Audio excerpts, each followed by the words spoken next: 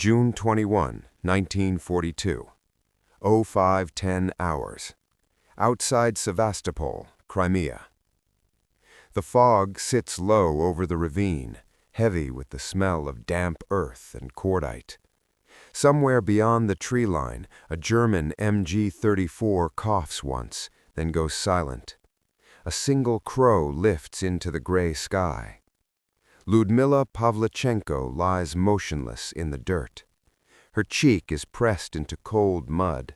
The scope of her Mosin Nagant M9130 is slick with condensation. She does not blink. She does not shift. Every muscle is locked, disciplined, waiting. A boot crunches gravel, then another.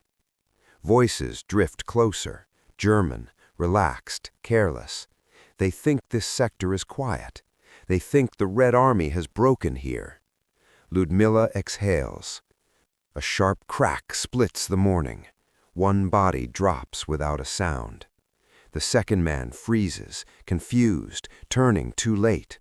Another shot, another collapse. Silence returns, thicker than before. Miles away, artillery thunders, but here the front line has stopped moving. This is not her first kill today, and it will not be her last. Yet only months earlier, she had stood in a Red Army assembly hall while officers laughed openly. Some smirked, others didn't bother hiding it. A woman sniper? A student? Useful for propaganda, maybe.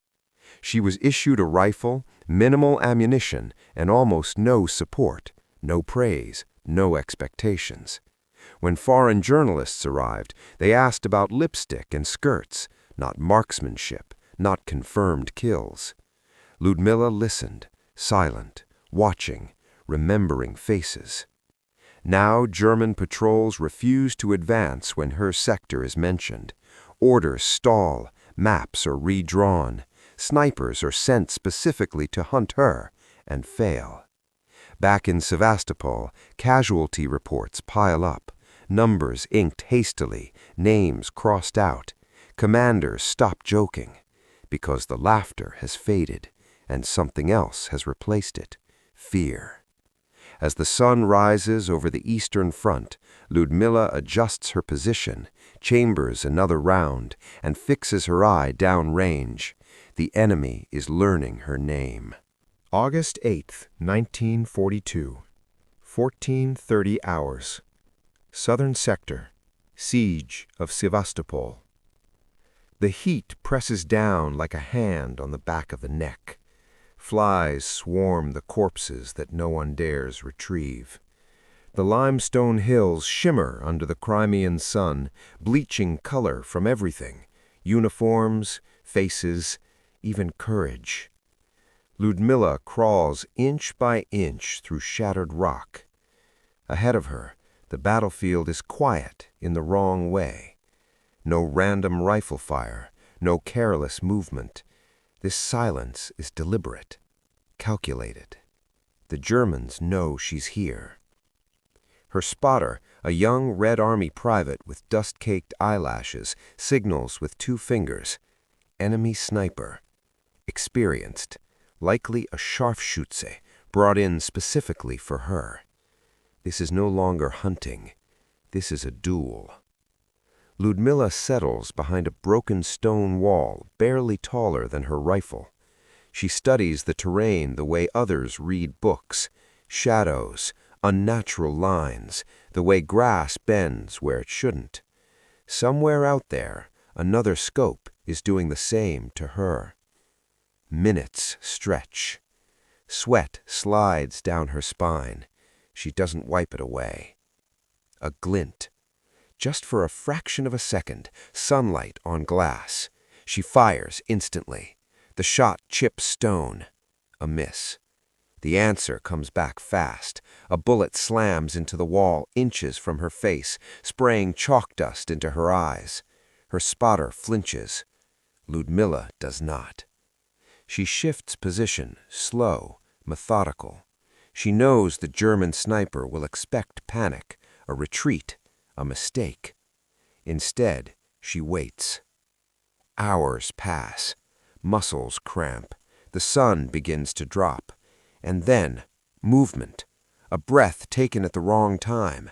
A head lifting too high. Lyudmila squeezes the trigger. The enemy sniper collapses behind his rifle, the duel over before anyone else even realizes it began. That evening, reports reach Soviet command. Another elite German marksman eliminated, another sector secured. The numbers beside Lyudmila Pavlichenko's name climb higher. 200, then 250.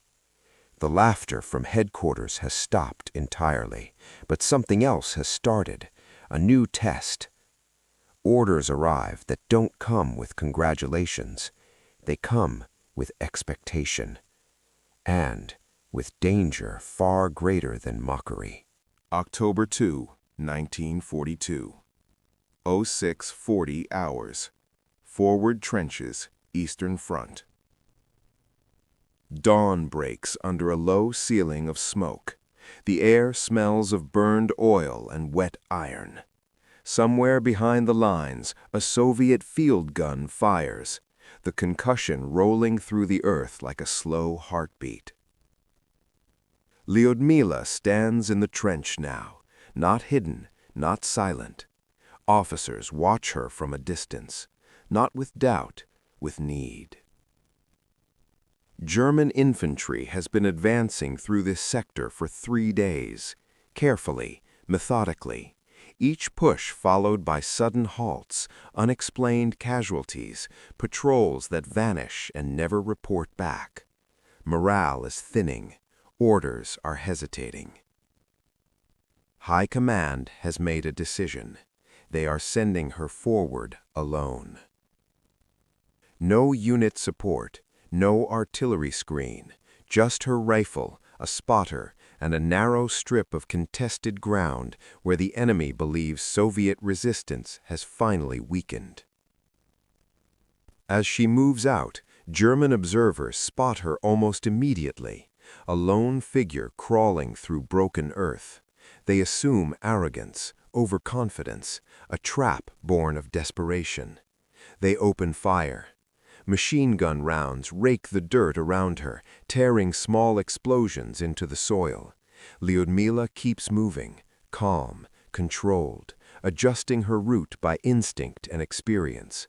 She reaches a shallow depression and disappears from view. Then the firing stops. Minutes pass. Then one German officer falls backward without a sound. A second drops moments later. Confusion ripples through the enemy line. Orders are shouted. Runners sprint. Squads hesitate, unsure where to aim, unsure whether moving forward means death. Lyudmila works with terrifying patience. One shot, then another, then nothing, just waiting. By mid-morning, the advance has stalled completely. German units refuse to leave cover. Maps are redrawn again. Reports mention a hidden Soviet sniper controlling the field. They don't realize the truth. There is no hidden unit, no network of shooters. There is only one woman lying in the dirt, shaping the battle minute by minute. And far behind the lines, foreign journalists are arriving, cameras ready, questions prepared. They expect a story. They are about to meet a legend who does not intend to smile. October 5th, 1942, 11:15 hours. Sevastopol, rear command post. The room smells of ink, sweat, and cigarette smoke. Maps cover the walls, their edges curled and darkened by constant handling. Red grease pencil marks slash across the Crimean front like open wounds. Lyudmila Pavlichenko stands at attention. Across from her, a political officer clears his throat. A photographer adjusts his lens. Foreign correspondents lean forward, notebooks open, already shaping headlines in their minds. They had expected something else. Someone smaller, softer, someone grateful. One journalist finally speaks, his tone light, almost amused. He asks about her uniform, about whether she misses dresses, about fear. The room waits for her answer. Lyudmila's eyes harden. "I am 25 years old," she says evenly. "I have killed 309 fascist invaders."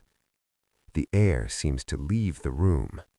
She steps forward, voice rising, no longer addressing the question, but the war itself. She speaks of comrades buried without names, of soldiers who never made it out of the trenches, of German advances halted not by speeches, but by bullets. "How long," she asks, "do you expect soldiers at the front to tolerate being treated as curiosities?" No one interrupts her.